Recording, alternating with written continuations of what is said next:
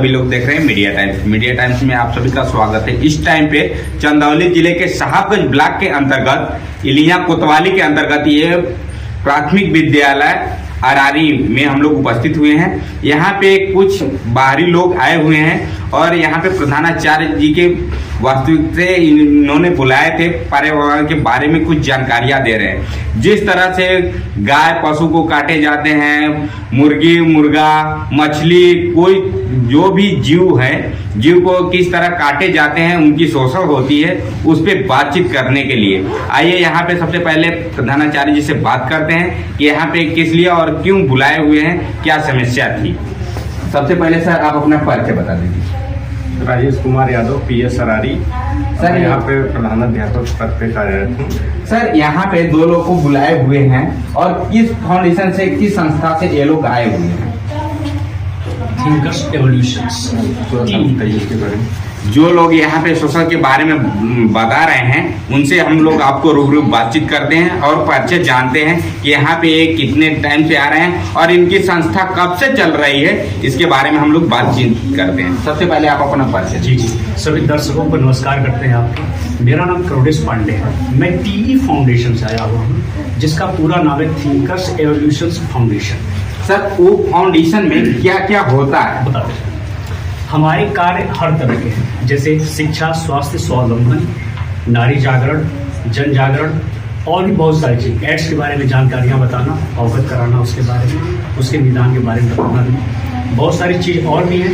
मतलब 50 तरह का संस्था कर रहे हैं। लेकिन मूल में अगर बात किया जाए तो हम लोग पशु क्रूरता निवारण के लिए काम करते हैं। हम देख पाते हैं कि वो हमसे कोई बात नहीं कर पाते हैं, उनकी आवाज़ हमारे तक पहुँच नहीं पाती है। तो एक संवेदनशील इंसान होने के नाते हमारा एक दायित्व बनता है कि हम उनकी आवाज़ को उठाएं। तो हम लोग एडवोकेसी फॉर एनिमल्स के लिए कार्य करते हैं। हम चाहते हैं कि हम पशुओं के लिए वकालत करें, क्योंकि हमारा जो पर्यावरण है उनसे जुड़ा हुआ है। हर जानवर का कुछ न कुछ इकोसिस्टम होता है, वो हमारे लिए बढ़िया होता है। हम किसी के जीवन को प्रभावित करेंगे तो वो जीवन हमसे भी प्रभावित होगा।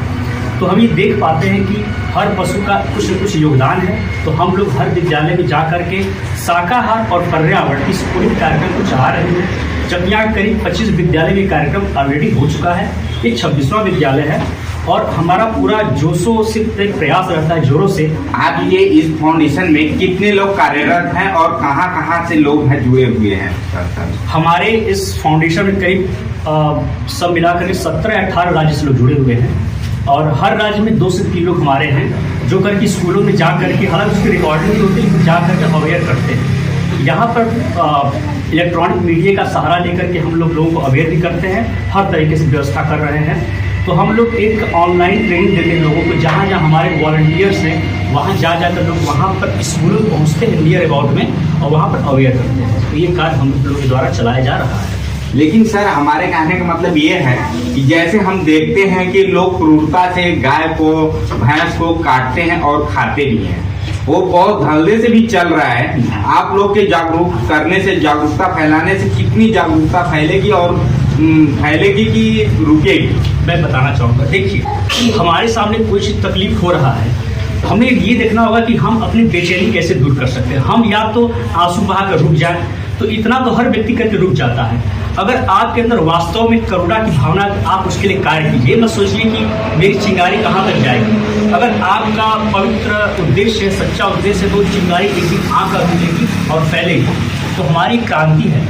जैसे कि महात्मा गांधी अकेले चले, उनके साथ लाखों की संख्या जुड़ी, तो अहिंसा के मार्ग पर वो भी चले थे। तो मेरा ये मानना है कि हम अगर अवेयर कर रहे हैं तो कुछ तो प्रभाव पड़ेगा, या तो हम हाथ धर के बैठ जाए, ये नहीं हो सकता है। तो हमारे अगर कुछ भी है तो मैं काम करूँगा। दूसरी बात, हमारी संस्था हर हफ्ते में 20 लोगों को शाकाहारी बनाती है। तो इसे देखा जाए तो 80 लोग पर हर महीने में और 12 960 लोग एक साल में शाकाहारी संस्था में भी बना रहे हैं।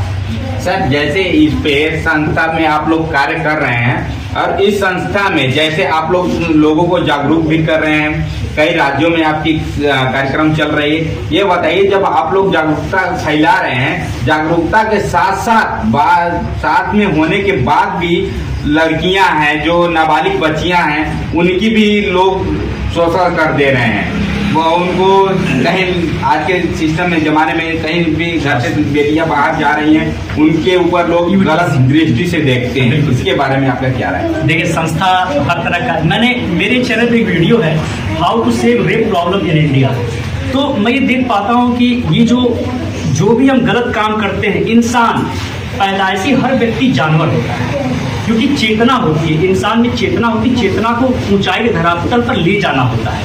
तो प्रक्रिया आसान नहीं होती है कि हम ऐसे ही किसी को इंसान बना दें, इंसान बनना पड़ता है, प्रेम सीखना पड़ता है, ये प्रक्रिया सीखना पड़ता है। और जब तक समाज का प्रबुद्ध वर्ग आगे आ करके अच्छी शिक्षा और दीक्षा नहीं देगा, तब तक समाज का कायाकल्प नहीं होगा। हमें उस मन को बदलना होगा जहाँ से हिंसा आती है। आप देख पाते हैं लड़कियों के ऊपर जो बलात्कार एसिड अटैक होते हैं, वो हिंसा से आती है, वो अहंकार से आती है। अगर हम प्राचीन सनातन परंपरा को लेकर चले तो किसी भी लड़की और किसी भी स्त्री में माँ, बहन, बेटी का रूप देखने का प्रयास किया जाता था।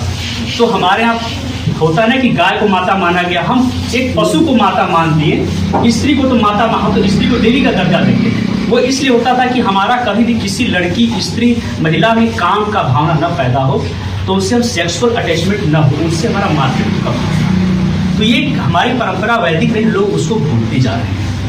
तो हमें वेदांत की तरफ जाना होगा। तो अद्वैत वेदांत एक ऐसा चीज जहाँ पर जा करके आप इन सब चीज़ों को खत्म कर सकते हैं।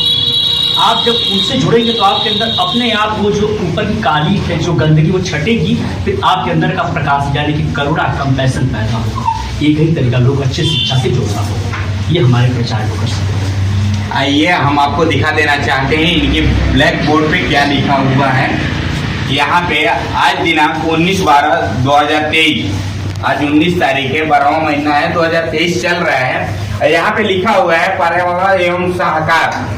यहाँ पे आप लोग देख रहे हैं कि यह सहकार का मतलब यह है कि जो भी व्यक्ति मूल्य रूप से या अपने मानसिक रूप से जो मांस, मच्छी, मदिरा का सेवन करते हैं, उनके ऊपर ये जागरूकता का फैला रहे हैं। जागरूकता इसलिए फैलाया जा रहा है कि लोग मांस, मच्छी खा के और शैतान बन जा रहे हैं, इंसान नहीं और शैतान और हैवान बन